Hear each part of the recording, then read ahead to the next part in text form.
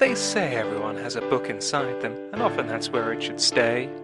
I really can't help but be aghast that the author wants you to pay. But we're just a pair of absolute bookends, you don't want to be like us. So if you want to read, pick some quality literature rather than this dross. Hello, welcome to Two Absolute Bookends, where we read books so bad you should burn them before reading. This is episode 12, title again pending, and staring up at the piercing stare of the ambivalent idol with me is Louis. Hello. And this week we're going to be reading from chapter 3 of The Eye of Argon by Jim Theis. Again, you can't support the author because he dared, but you should read the book anyway. So, just in case you've forgotten, this is a little bit different because we don't have to worry about copyright and it's a really short book. We're going to be reading The Eye of Argon in its entirety, making comments as we go with a little bit of a roundup at the end of each chapter.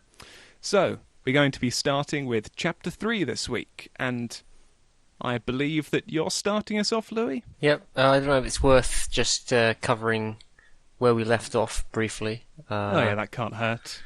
So I think our main character, Grigner, the barbarian, basically got into a bit of a disagreement in a tavern and got put in front of the prince. And He beheaded a guy.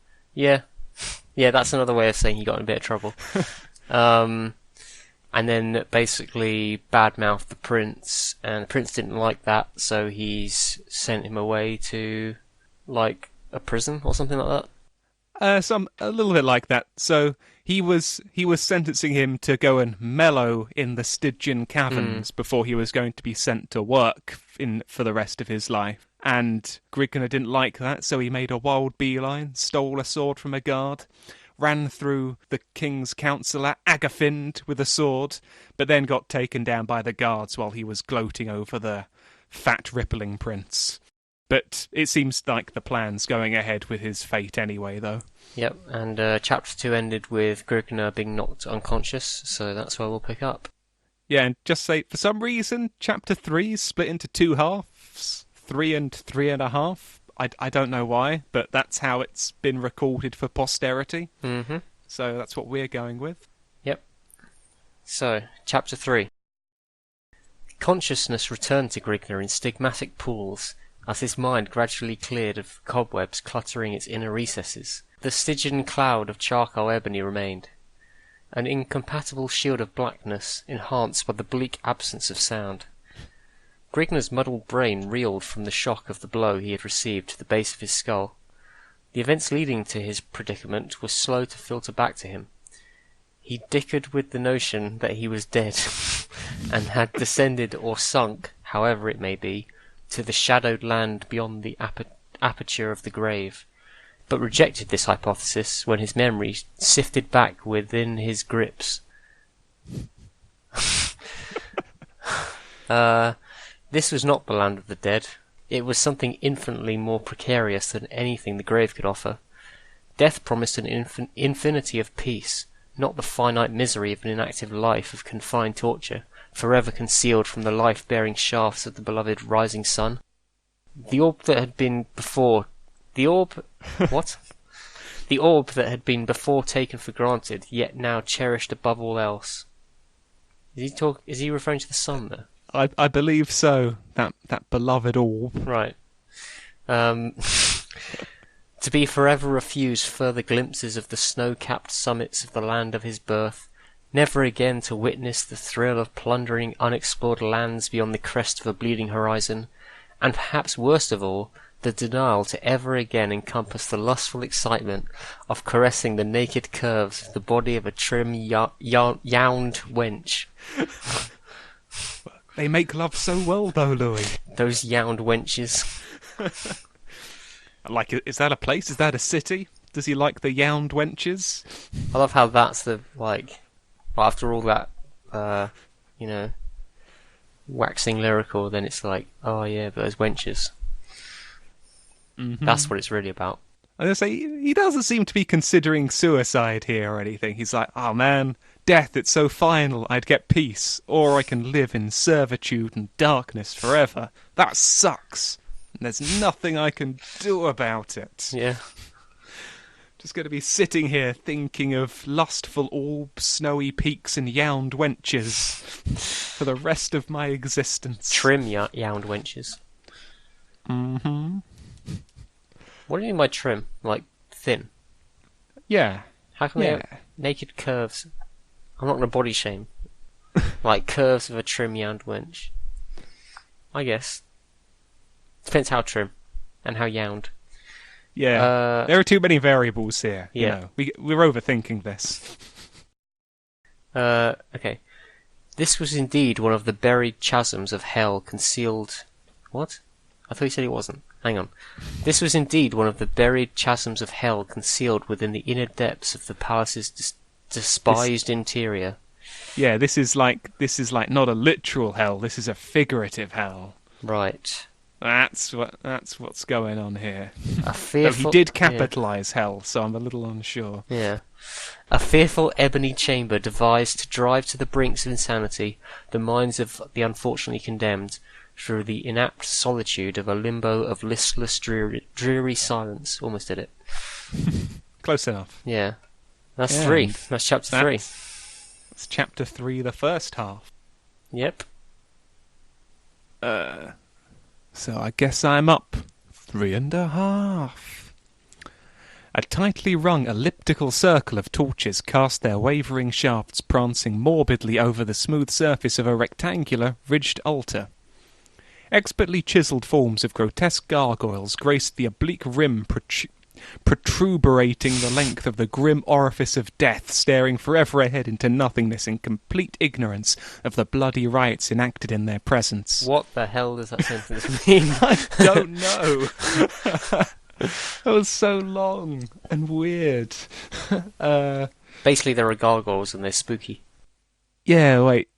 So there's an altar with gargoyles on it. Yes. And that's what those 2 sentences meant. I think that's all they were saying. Okay. Brown flaking stains decorated the golden surface of the ridge surrounding the altar, which banked to a small slit at the lower right-hand corner of the altar. It's spelled differently. It's in the previous sentence it was A-L-T-E-R, and now it's A-L-T-A-R. Oh, yeah. In this context, the ER one was a typo. And also, he's using a lot of slits in these sentences right here. Yeah. The slit stood above a crudely pounded pail which had several silver-meshed chalices hanging at its sides. Dangling at the rim-off golden mallet. It's like a tongue twister. Silver mesh chalices. Oh, several silver mesh chalices. Several silver mesh chalices. Now, say it 20 times quickly. Don't, please. Several. We have a book to read. I can do it. Several silver mesh... I can't do it. You can't do it. Stop it. You're making a fool of yourself. Dangling at the rim-off golden mallet, the handle of which was engraved with images of twisted faces and groved at its far end with slots designed for a snug hand grip. Grove? Oh, grooved. Yeah. Right. I like they were thinking about, the orthopedics of this mallet. That's nice. That's good. Good job, cultists. The head of the mallet was slightly larger than a clenched fist and shaped into a smooth oval mass. Encircling the marble altar was a congregation of leering shaman. Misspelt. Eerie chants of a bygone age, originating unknown eons before the memory of man, were being uttered from the buried recesses of the acolytes' deep lings.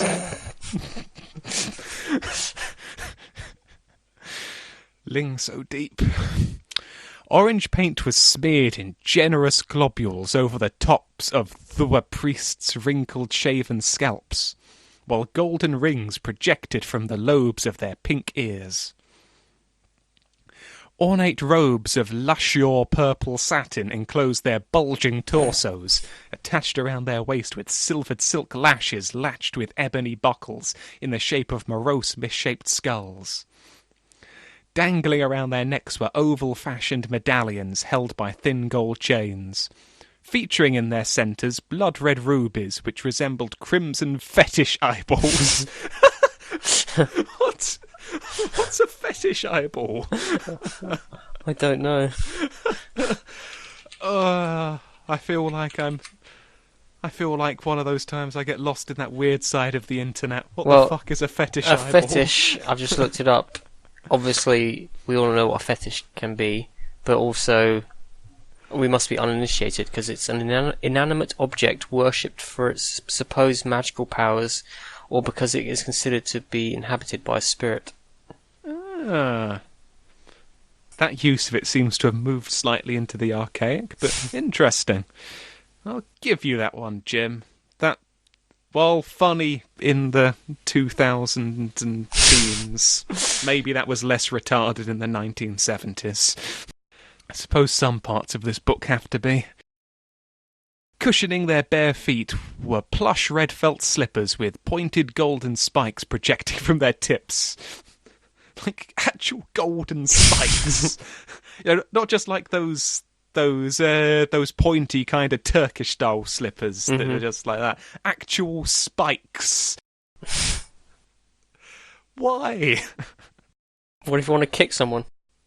These are like plush red felt slippers. There's like, ooh, comfy slippers with metal spikes in the end of them. It's mad. Situated in front of the altar, and directly adjacent to the copper pail, was a massive jade idol, a misshaped, hideous bust of the shaman's pagan deity. The shimmering green idol was placed in a sitting posture on an ornately carved golden throne raised upon a round, dovery-plated dais. Its bulging arms and webbed hands resting on the padded arms of the seat. Its head was entwined in golden snake-like coils hanging over its oblong ears, which tapered off to thin hollow points. Its nose was a bulging triangular mass, sunken in its sides with towel-gaping nostrils. Dramatic beneath the nostrils was a twisted, shaggy-lipped mouth, giving the impression of a slavering, sadistic grimace. Man, I'm just trying to actually picture that idol after all of those descriptions. I've noticed that everyone seems to be bulging in some way. Like he has bulging arms and a bulging nose. I think earlier on the shaman yeah, they had bulging middles. Yeah. And the prince, we know about how much he was bulging. Yeah, it seems that in this town the peeps be bulging, yo. Except the wenches. Yeah, the wenches has aliveness. It helps them make love well. It's a shaggy-lipped mouth. Does that mean it's like mustachioed? I think so. Yeah. Yeah, I guess that must be it. As opposed to just like hairy lips. Like actual hairy lips. Be like a fucking whale with baleen. But yeah, cool. At the foot of the heathen deity, a slender, pale-faced female, naked but for a golden jewelled harness enshrouding her huge outcropping breasts, supporting long silver laces which extended to her thigh, stood before the pearl-white field with noticeable shivers travelling up and down the length of her exquisitely moulded body. Her delicate lips trembled beneath soft, narrow hands as she attempted to conceal herself from the piercing stare of the ambivalent idol. Oh, so this is... Wait, is this a... I thought this... When this started, I thought it was part of the statue, but is it actually a person? No. Or is it part of the statue? What? I'm confused. What are you talking about? Like, why... How... So is this woman being described, like, part of the... Is there a statue, or am I making this up? No, the idol's a statue. Yeah. So... And she's a woman standing in front of the statue. Oh, I thought it was like part of it, you know? Like it was an intricate scene. Yeah, just intricate carved scene. Yeah. Well, I don't know. The exquisitely moulded body made me think it was, you know. I think I think you've let his poetic license befuddle you, Louis. Yeah, and then I started wondering, how can the lips be trembling? That's some, like, sculpture. Yeah, that's damn realistic. Glaring down towards her was the stony, cycloptic face of the bloated deity. Gaping from its single obling socket was scintillating, many-faceted scarlet emerald, a brilliant gem seeming to possess a life all of its own, a priceless gleaming stone, capable of domineering the wealth of conquering empires. The Eye of Argon. Title draw. End of chapter 3. So, yeah. So what actually happened in chapter 3? I feel like those were very... That was very challenging to read. They were very, like, adjective-y. And yeah. A lot of and descriptions. Also very descriptive. Often too descriptive, like when, it took him 2 sentences for him to say that there was an altar. Yeah, I mean, so Grigna, I guess, like, stumbled upon these shamans, or they approached him? I think he stumbled across them. Right. Yeah, I think. I'm trying to get an idea on that. Because that's confusing in the first half of chapter 3. He just wakes up. He's like, I'm in darkness. I can't see anything. What's going on? Then I think at the end it's saying that he sort of like sees this chamber and goes towards it, but it's not very clear.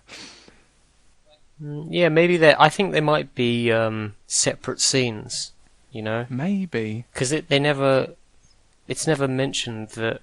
Yeah, like nothing mentions Grigna at all in chapter And maybe 3.5. that's why it's split in half, so it's like 2 separate scenes, but in the same... Maybe. I got the impression that Grigna was meant to be, like, beholding this scene, like, from afar. Just, like, he was looking in, it's like, all these people, Lithe Maiden, Eye of Argon, Indifferent Idol, I guess taking in the scene. I mean, yeah, I guess we'll find out. Yeah, it's not very clear what happens to join up chapter 3 and 3.5. What? I know, I'm not sure quite what's going on, so... The prince, does he know this is happening in the caverns underneath his palace? Well, I mean, it appears... I mean, he sent him down to, like, a prison, I would assume, type thing. Like a sort of... Well, it's not a nice place.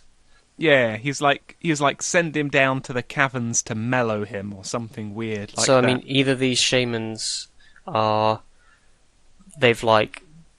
developed over time of people being stuck down there, or it's some sort of, I don't know. But the thing is, the prince planned to like reclaim Grigna to put him to work after a few days, though. Like, I don't know if it would be that easy if there was like a society of shaman living under there, doing their own thing. Yeah, I mean, I guess we'll just have to read on. Yeah, I guess so. But it's like, because it's saying that they've got this. Like, if Grigna is beholding this scene, then this must be, like, right next to where he was, like, chucked down into the caverns. But even if not, it's like talking about the Eye of Argon being like, oh, it's, like, the richest stone in the entire empire. Why is it just in these caverns underneath his palace? Yeah. With, like, this little party of shaman. Yeah, but they'll kick you with their spiked slippers. Yeah, just they are like way over accessorizing. Just their whole look is way too busy. But yeah, I just don't understand why there's a little society of shaman like in his prisoner pit, basically. That's just super weird to me. Like I say, I guess we'll find out what's going on. Got anything else to say about chapter 3? No. I'm just intrigued, as you are, to see where it goes. Yeah, find out what the hell's going on in these caverns. So, chapter 4. All knowledge of measuring time had escaped Grigna. When a person is deprived of the sun, moon, and stars, he loses all conception of time, as he had previously understood it. It seemed as if years had passed if time were being measured by terms of misery and mental anguish, yet he estimated that his stay had only been a few days in length. He has slept 3 times and has been fed 5 times since his awakening in the crypt. However, when the actions of the body were restricted, its needs are also affected. The need for nourishment and slumber are directly proportional to the functions the body has performed, meaning that when free and active, Grigner may become hungry every 6 hours and witness the desire for sleep every 15 hours, whereas in his present condition he may encounter the need for food every 10 hours and the want for rest every 20 hours. Why was it telling us this? I don't know. So much detail. Why have we suddenly gone from, like, barbarian adventures to, like, Grigner's eating schedule? Modelling an active versus a sedentary Grigner. So he becomes hungry every 6 hours, and he wants to sleep every 15 when he's active. But now, he's not hungry very much. And he wants to rest every 20 hours. Yeah. I like that. We've learned a lot about Grigner today. Yeah. Didn't really need to know that. All methods he had depended upon were extinct in the dismal pit. Hence, he may have been in prison for 10 minutes or 10 years. Really? I think we can definitely rule out both of those numbers. Yeah. Like, some greyness I'll accept, but I'd put money on both of them being wrong. Yeah. He did not know, resulting in a disheartened emotion deep within his being. Have I been here for 10 minutes or 10 years? They've got him feeling emotions. He's never felt this emotion before. He doesn't even know what to call it. He just knows he can feel it deep within his being. The food, if you can honour the mouldering lumps of fetid mush to that extent, was borne to him by... Wrong type of born. And it'd be a weird way to put it even if he'd used the right type of born. Yep. Was borne to him by 2 guards who opened a portal at the top of his enclosure and shoved it to him in wooden bowls, retrieving the food and water bowls from his previous meal at the same time. Like now, is he like getting his drinks in like pig bladders or something? Is that what he's going for here? And I'm guessing maybe that was intentional. I'm guessing the portal in this instance is not a magical portal. I don't think we so. haven't I had think any he just evidence means of magic yet. Yeah. I think this is just meant to be like some aperture at the top of wherever he's in. Mm-hmm. The bowels from his previous meal at the same time, after which they threw back the bolts on the iron latch and returned to their other duties. There we go, not a portal. An iron door. Mundane. Yeah. Since deprived of all other means of nourishment, Grigner was impelled to eat the tainted slop in order to ward off the pains of starvation. Still a weird word to use in that sentence. Yeah. Compelled would have been better. I like how he just talks about only needing to be hungry, less than before, and now he's like, "Oh, I'm starving." Yeah, once every 10 hours. Yeah. Though as he stuffed it into his mouth with his filthy fingers and struggled to force it down his throat, he imagined it was that which had been spurned by the hounds stationed at various segments of the palace. What? He imagined it was that which had been spurned by the hounds. So, yeah, he's thinking that this is basically stuff that they wouldn't even feed the dogs. Oh, I see. In, like, the most ridiculous roundabout and purple prose, but yeah. Has it ever been described as a palace before? Because now it's been like a chateau. What was it? Maybe. Yeah. I lose track. There was Seraglio. Yeah, that's it. I think they probably called it a palace at some point too. Like, I think that's probably the most accurate one of all the things it's been called. I mean, I think... What was it, a Seraglio? Yeah. Is that basically a palace? What is it again? It was like the women's quarter Ah. of like an Ottoman palace, basically. Okay. So we may be making too much to that. Maybe we just walk past the palace's seraglio on the way there. Mm-hmm. But like most things in this book, it wasn't very clear. Yeah, why would the prince's, throne be in the seraglio? 'Cause all them bitches, Louis. Oh, yeah, true. You saw him in there with 2 naked hoes at his side, Yep. and his friend in behind him. Oh, dear. Okay. There was little in the barren vault that could occupy his mind or body.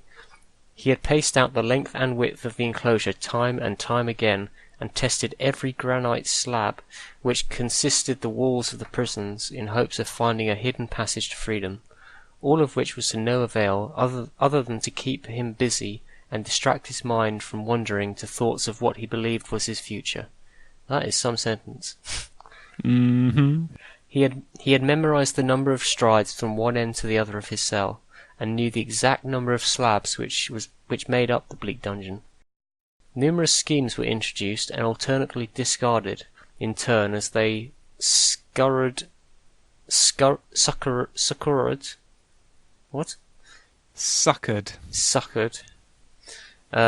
they succored to unravel to him no means of escape which stood the slightest chances of success. So Wow. He's referring there in a collective, he's saying as they, or is he talking about his schemes? Is there multiple people down here? Or is he coming up with these schemes? It's just him coming up with these schemes, Right. yeah. Okay. So I think... Just suckered to unravel to him. Yeah. That's... So I'm guessing it's quite clear that he's not witnessing the shaman. Yeah, that's quite clear now. That clearly was just entire cutaway to separate scene.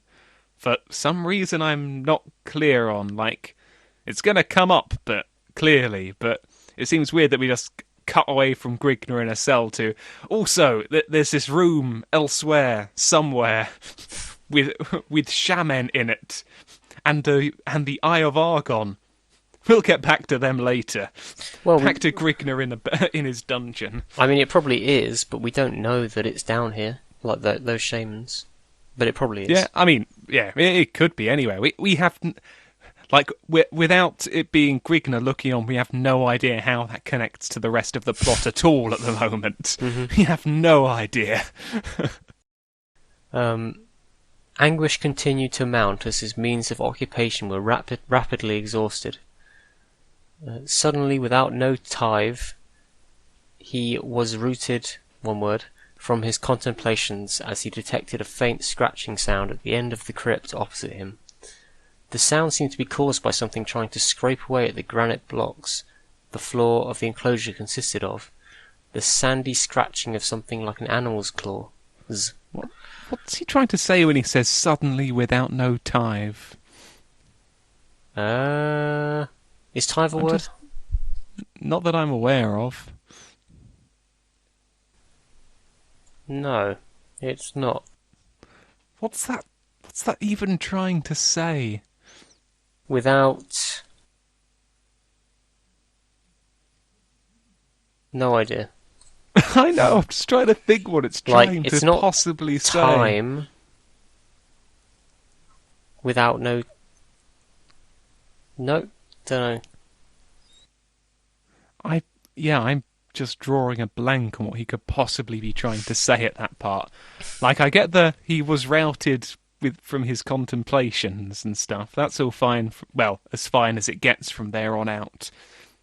The typos notwithstanding, but what's... I mean, I feel like he's trying to... He would be trying to say something on the lines of, suddenly... Oh, I know what it is. I've got it. What? I think it's... Because it's suddenly without notive. I think it's suddenly without notice. Because if you think about it, C is right next to V, if this was done on a typewriter. And I could see that. I think no and tive is supposed to be one word, and I think it's supposed to be notice. Without notice, maybe? I mean, that sounds like a sentence he would write. Like, it's still fucked up, but it also kind of makes sense, Yeah. I guess. I think that's what we're going to be going with. I'll accept that. Great. Okay. Grigner gradually groped his Alliteration! way... Yeah. Grigner gradually groped his way to the other end of the vault, carefully feeling his way along with his hands ahead of him. When a few inches from the wall, a loud penetrating squeal and the scampering of small padded feet reverberated from the walls of the roughly hewn chamber. Grigner threw his hands up to shield his face and flung himself backwards upon his buttocks. A fuzzy form bounded to his hairy chest. What? Why do we need to... What? Wait, so which one's the fuzzy form? Grigner or the rat? Nice. Now, how do you know it's a rat? I've spoilt parts of the book to myself. Spoilers. Bearing its talons in his flesh while gnashing towards his throat with its grinding white teeth. At least it's got, like, good dental hygiene. Yeah, man. Who knew? Who knew rats were so up on flossing? Yeah. Its sour, fetid breath scorching the squirming barbarian's dilating nostrils. Squirming. Why is he dilating his nostrils? To get that fetid breath in. That means he's going to be able to smell better. He's like, this thing stinks. Let's get a really good sniff of it. Silly Grigner. Grigner grappled with the lashing flexor muscles of the... this rat is hench. Damn, son. How is it is it a rat? Because... It is. How is it overpowering him? It's a big rat. I guess big. So. Like... Yeah. I like to imagine it's like a normal-sized rat. Yeah. It's doing this to him. Get it off me! Get it off! This absolutely massive barbarian. Like a tiny pet rat. I hope they become best friends after this. And there's like a spin-off. Now that's a great idea for a book. Grigner and Ratty. And this rat that we haven't even really officially defined as being a rat yet. I mean, it's literally tells you part coming of the up now. that you got stuck in, you know. I like that you stopped words before it says it's a rat. Go, wait, is this a rat? This is important. Yeah. Get to the point, Tim. Grigner grappled with the lashing flexor muscles of the repugnant body of a gargantuan brown-hided rat. Okay, so it is big. Yeah, I like my image of a small rat. Yeah, just, you know, it's overcoming Grigner with its speed and litheness, like that wench. Yeah. Maybe Grigner's got it all wrong. He's just trying to make love to him well. But Grigner's taking it totally the wrong way. Striving to hold its razor teeth from his juicy jugular, as its beady grey organs of sight glazed into the flaring emeralds of its prey. That's the best description of eyes ever. That's organs of sight. I mean, accurate. Yeah, I mean, not wrong. But I like this. And the flaring emeralds of Grigner's eyes. That's just like such different eye descriptions in the same sentence. Yeah, you don't want to be, you know. You got to like mix it up. And you don't mix up eye descriptions much more than beady grey organs of sight, do you? And glazed. What? They glazed into Grigner's eyes. Yeah. He was I like... think that's meant to be gazed. Yeah. Or he was guessing. like glazing over. Yeah, just the rat, its mind was like really elsewhere in this life or death struggle. He suddenly had like an existential crisis, like, what am I doing in my life? Why am I grappling with this guy? Why am I trying to make love good with this barbarian? He's not into it. Get a grip of yourself, Ratty. I've made a huge mistake. Taking hold of the rodent around its lean, growling stomach, finally something that's not bulging. Yeah. I guess it shares something with the wench. They both want to make love to Grigna and Aline. Taking hold of the rodent around its lean, growling stomach with both hands, Grigna pried it from his crimson-rent breast. Problem? Removing small patches of flayed flesh from his chest in the motion between the squalid black claws of the starving beast. He does like squalid as a descriptor. Yeah. Often in the weirdest places as well. Yeah, squalid claws.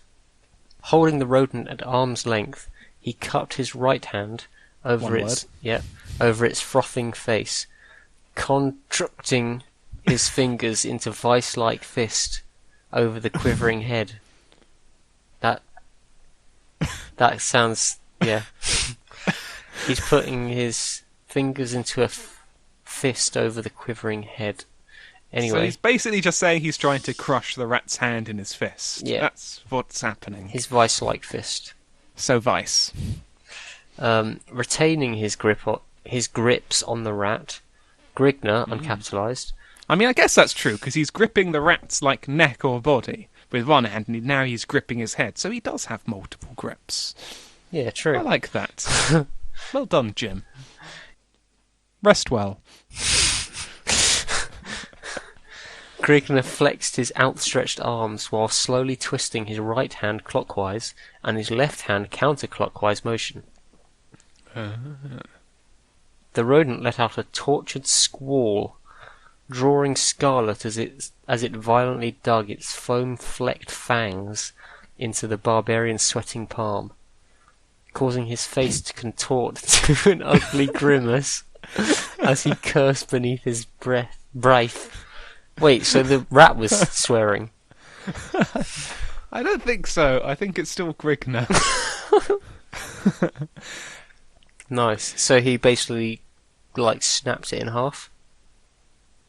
It's still snapping, because the rat's still not happy about it and biting Grigna in his hands. So this rat can't be that big. Like, it's probably, like, big enough to, like, for, like, his torso, but... Oh yeah, it's like one of those creepy big, like, sewer rats. Yeah, you know those. Yeah, we've all been there. We've all been spelunky in the sewers. Dangerous times. Taking hold of the rodent around its... No. I've done that bit. You loved it so much you wanted to read it again. Yeah. See if it made more sense the second time. With a loud crack, the rodent's head parted from its squirming torso, sending out a sprinkling shower of crimson gore, and trailing a slimy string of disjointed vertebrae, snapped trachea, esophagus, and jugular, disjointed hyoid bone, morose purple stretched hide, and blood-seared muscles. What? Has he ripped half of the rat outside of its own skin through the neck? Is that what he's done? Yeah. And also, did he just, like, take out a book from the library of, like, just anatomy and just to work out exactly what parts would be ripped out? Like, that's just such over-described gore. But I like it. I like that it just degenerates into a list. And, like, a really weirdly set out one, which, like, halfway through it has an and, like, esophagus and jugular, then back to the list, disjointed hyoid bone, morose purple stretched hide. What does that mean, morose purple stretched hide? What is that? Yeah. I don't even know. I don't know. But it's dead now. It sure is. He made love poorly. Yeah. Flinging the broken body to the floor, Grigna shook his blood-streaked hands and wiped them against his thigh until dry, then wiped the blood that had showered his face and from his eyes. Again sitting himself upon the jagged floor, he prepared to once more revamp his glum meditations. Fantastic. He's over it Also, so quickly. That's... Has this been like happening to him every day so far? Is this not even an occurrence anymore? Yeah. He wakes up to kill his 5 o'clock rats. But, like, what kind of a dungeon is this actually in? Because, like, at various points he's, like, mentioned it being, like, paved and, like, having sort of, like, blocks building it around the edges. And at other points it's just, like, jagged floor, rough-hewn chamber. It's like half the time it's just like a hole in the wall, and the other half it's like a properly made like cell. It keeps changing. Mm-hmm. Yeah, it certainly does. I mean, I think the original description I remember is that it was like a completely walled off thing with a single door that they chuck food in. But yeah, I guess I like to think the rat was there the whole time. It was just like waiting for the right moment. It still fucked it up. Yeah. Like did That's the why rat not... its eyes glazed over. As soon as it did it, it was like... It was just like, oh, I am become error. Mistakes were made, Grigner. Do you want to go back to sleep? Redo. Like, what was that rat thinking? Like, this guy is massive. How did he think he was going to come out of this, like, a winner? Yeah, all he had to do was wait until he, like, I don't know, rotted away. Well, the guys are feeding him, so it could take a while for him to die of natural causes. I guess so. I guess he... But the thing is, like, this rat's, like, massive and super hench. It doesn't seem like that he's, like, so hungry that he has to, like, risk his life by attacking a super ripped barbarian dude. But whatever. Who knows? His mistakes were made and he's paid for them now. We'll never know what that rat was thinking. That's a shame. He was the real hero of the story. Rest in peace. He told himself that as long as he still breathed the gust of life through his lungs, hope was not lost. He told himself this, but found it hard to comprehend in his gloomy surroundings. Yet he was still alive, his bulging sinews at their peak of marvel. And like the Creekler's just sitting there, it's like, man, things are shit, but I am still ripped. He just sort of like just starts flexing to himself. It's like, God damn, but these are still a marvel. Look at them. His struggling mind floating in a mirage of impressed excellence of thought. What the fuck? What? Is it? Did I pronounce that right? Miral?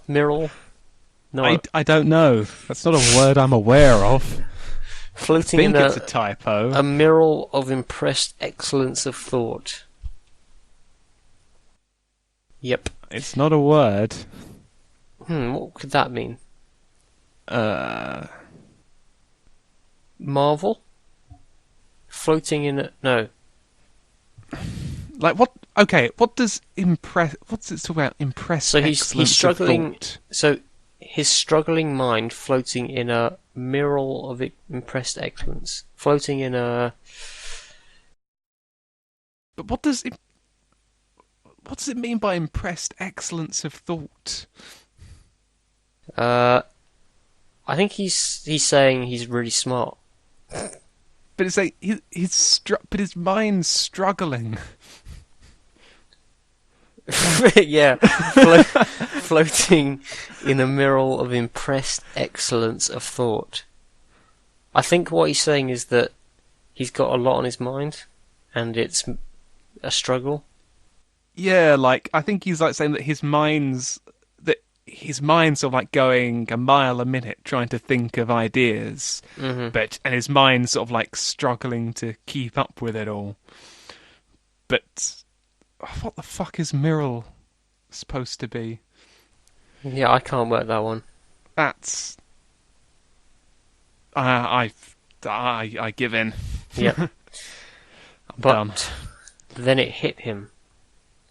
I didn't finish that paragraph. You didn't. No. Plot after plot sifted through his mind in energetic contemplations. Then it hit him. Minutes may have passed in silent thought or days. He could not tell. Stop saying that, Grigner, for God's sake. But he stumbled at last upon a plan that he considered as holding a slight margin of plausibility. He might die in the attempt, but he knew he would not submit without a final bloody struggle. It was not a foolproof plan, yet it built up a store of renewed vortexed energy in his overwrought soul. One word. Nice. Though he might perish in the execution of the escape, he would still be escaping the life of infinite torture in store for him. One word. One word. Either way, he would still cheat the gloating prince of the succoured revenge his sadistic mind craved so dearly. Like, seriously, he can commit suicide. That is an option for him.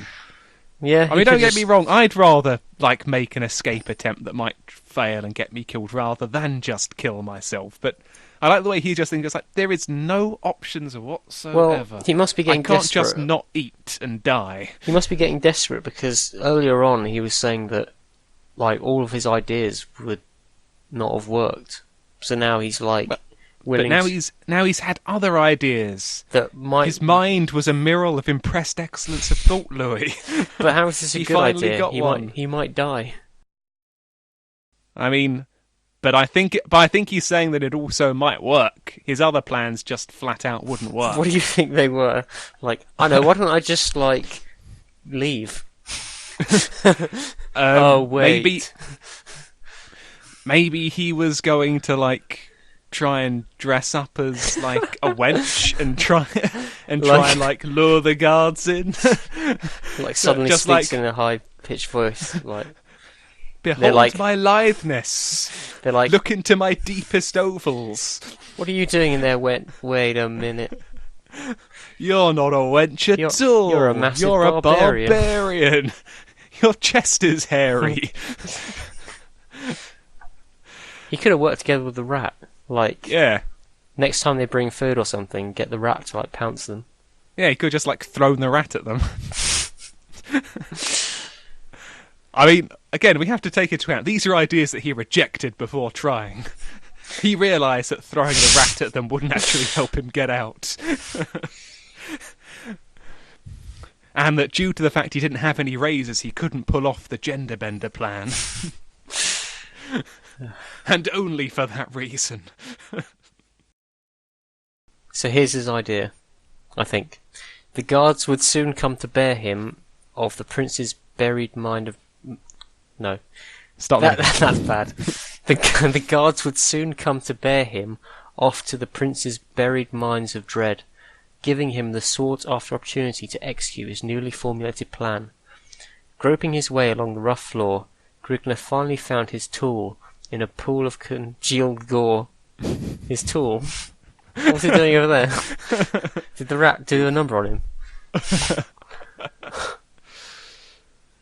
Yeah, found his tool in a pool of congealed gore, the carcass of the decapitated rodent, the tool that the very filth he had been sentenced to spawned. When the time came for action, he would have to be prepared, so he set himself to rending the sticky hulk in grim silence, searching by the touch of his fingertips for the lever to freedom. What? So what is the tool? The rat. The dead rat. So he is going to use the rat. He is actually going to use the rat. How? You see? How? I think he's going to try and, like, fashion some kind of shiv out of his bones. That's the only thing I can think of that would actually be even vaguely sensible. I guess so. Because, like, he's taking the rat apart. That's what he's saying at the end. He's, like, rending it down to, like, its constituent rat components. So I'm guessing the only thing that he'd actually get of worth out of that would be, like, the bones or something. I like this rat. It serves a purpose even when he's dead. Yeah, like, you see, all of that gratuitous gore and fighting wasn't for nothing. It's a Chekhov's rat. He's going to use it to escape the prison. But I like how his plan is still he's going to jump the guards when they try and move him eventually. Like, this isn't a plan for him to, like, escape from the current cell. How has he not had that plan before to try and overpower the guards when they try and move him? That's basically what his plan is. He's added, like, an extra asterisk to it because he's now got the rat bones to use as a weapon. Yeah, I would imagine the guards hopefully are, like, at least mildly armoured, you know. But otherwise, like, he is, you know, this massive barbarian who's a killing machine from what we've seen. You'd think he would be able to at least give it a go, you know. But somehow this shiv is, like, made of rat bones. You'd expect the guards to expect Grigner to be, like, pretty frantic at this point. You'd kind of expect him to try something then. Mm-hmm. Like, they should not have their guard down when they're moving him. Yeah, until they've got him out and then at sword point, like, tied his hands behind him or some shit like that. And they're feeding him quite well. Like, they're, you know, keeping him not starving, basically. Yeah, like, Grigner's saying that the food's shit, but he's also saying that he's got plenty to eat. Like earlier, it's like, I'm not even, like, as hungry as I normally am on a normal day because I'm just sitting here in this cell. Mm-hmm. So, yeah, like, it's not like he should be wasted or anything yet. Like you say, like he's still got bulging sinews at their peak of marvel after all. Yeah, and he, like, absolutely fucking destroyed a rat. Like, I mean, I wouldn't put that up there with, like, the feats of Hercules or something for strength, like being able to kill a rat with your bare hands. And that's the end of chapter 4. Yeah. So, I mean, I guess that's a pretty straightforward one in what actually happened. Grigner was sitting there contemplating his fate some more, bitching about the food quality. Then, one day when trying to sleep, a rat jumped out and attacked him. He utterly wrecked it.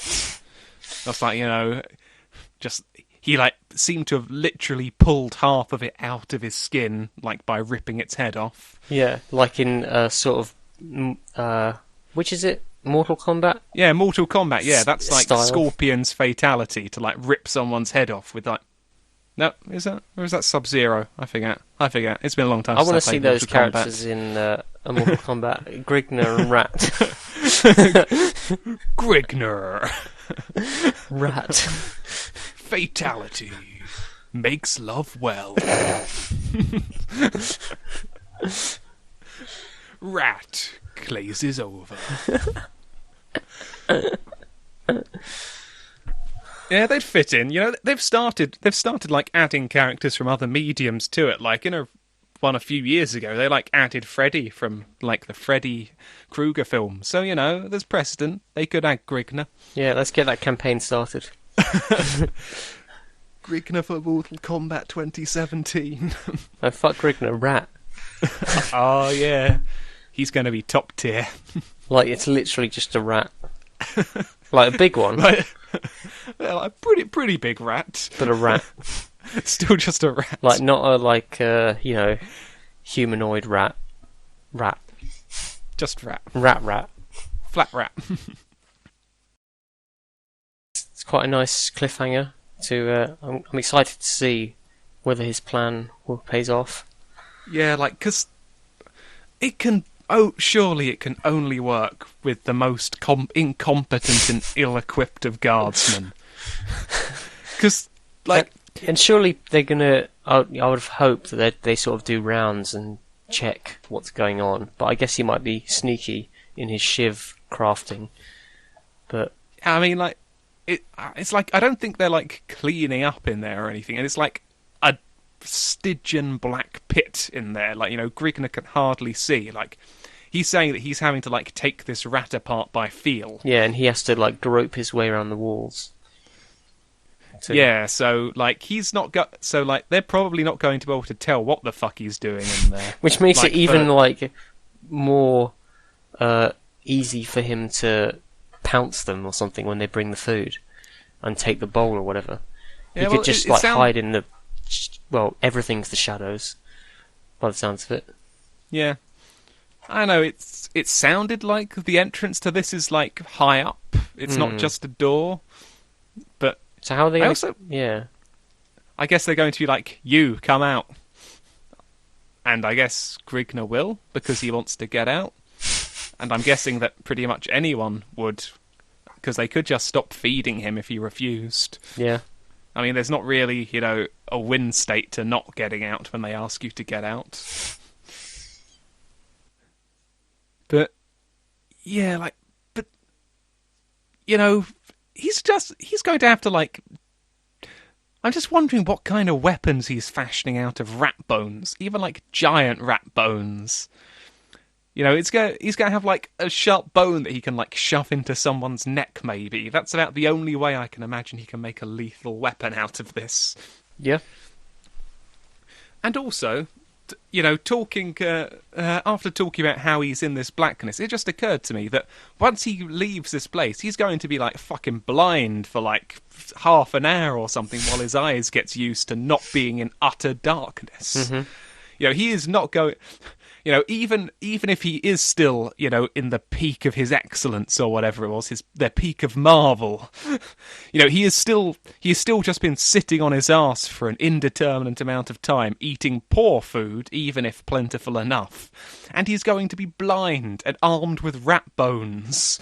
I don't see how he can hope to overcome guards unless they are just the worst. Which I'm sure they'll prove to be, because it seems like that kind of story. I hope someone's looking after the horse he tied up when he went into the inn, back in chapter 2. That horse is just like, where you go? That horse is so hungry and so bored. I wonder what that horse is doing now. Someone probably took it. Probably. I mean, it seemed like a sketchy kind of place that if someone left a horse out somewhere for 2 days, they'd just be like, oh, just take this. Or it's dead. This horsey. Still tied to the thing. Yeah, just a horse carcass. I hope that he, after Grigner didn't come back, he made his way off and he's I don't know, visiting casinos or something. He's with the wenches. Yeah. He's got his hoofs around 2 wenches, sat at a bar somehow, with a cigar. That's both bizarre and anachronistic. Why does he have a cigar? Why not? Wait, why is he in a bar? He's a horse. Horses shouldn't be in bars. They should be in casinos. Playing what? Blackjack? Or just running around? Just, frolicking. Frolicking on the roulette table. Yeah, the flock of the roulette table. Just doing horse things. Crapping on the craps table. That can interfere with your throw. Yeah. It's never fun when that happens. Is that good luck? If a horse craps on your crap table? I mean, it's very lucky in that, the same way as getting struck by lightning is lucky, is a... Yeah, it's uncommon. Yeah. I'm not sure if saying it's luck is correct.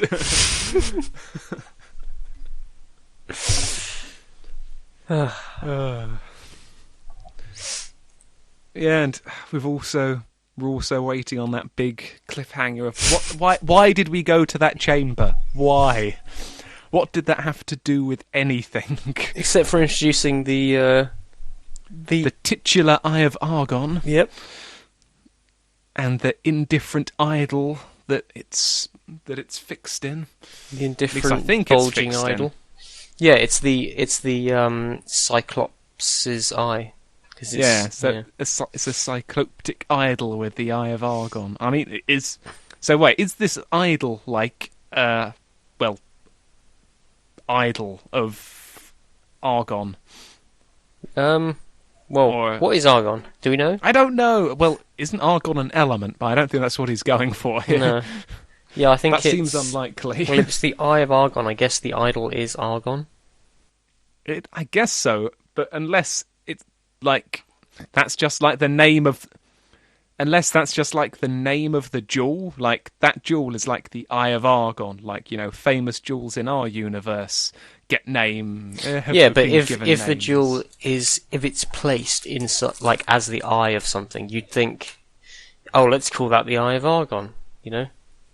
Yeah, I mean, it certainly makes more sense that thing's meant to be argon, that bulging, shaggy-lipped thing. I don't know why, but shaggy-lipped keeps coming to me. I know it means that it has like a beard and a moustache or something, but it's just such a weird way to say it. Yeah, not like shaggy face or lips. Yeah. Odd. Curious. Like, it's the same problem as last time. Like, what do you even say? There's still not much of a plot to speak of outside of just violence and weird things happening, and just incredibly over-described things. Yeah. Chapter 6 was absolute. Not 6. What am I talking about? Chapter 4. That's the one we just read. Is it? Where am I? Chapter 4. We just read Chapter 4. Chapter 4 was massive compared to the other chapters, and yet, like, he killed a rat. Yeah, that's all that happened. And the rest of it is describing how empty it is and how long he's been in there, and, a lot of describing. And how it's taken him the indeterminate amount of time he's been in here to come up with the plan to attack the guards when they try and move him. And it's just occurred to you like how weird his like chapter balance is, because I'm just like looking at sort of like how far down the page we've gone, and we're like, we're on chapter 4 we've just finished chapter 4 out of 7, but we're less than halfway through like the document. Yeah. The next few chapters are quite long. Yeah. Like I hope we get more interactions. Like I enjoyed the rat fight, but still nothing stands up to just like the entire interaction with the prince. That was just that's still topping it for me so far. Yeah. Well, hopefully something good will happen in the next episode. We'll be covering chapter 5 and 6. Yep, that's the plan. Leaving us with just 7 and 7.5, and also the lost ending. Ooh. So everyone, I think that'll do it for this week. Again, we've been reading chapters 3, 3.5, and 4. What was he thinking? Of the Eye of Argon by Jim Theis, and we'll be hopefully back with you shortly to continue this journey into the Stygian abyss with our dear friend Grigna. See ya. See ya.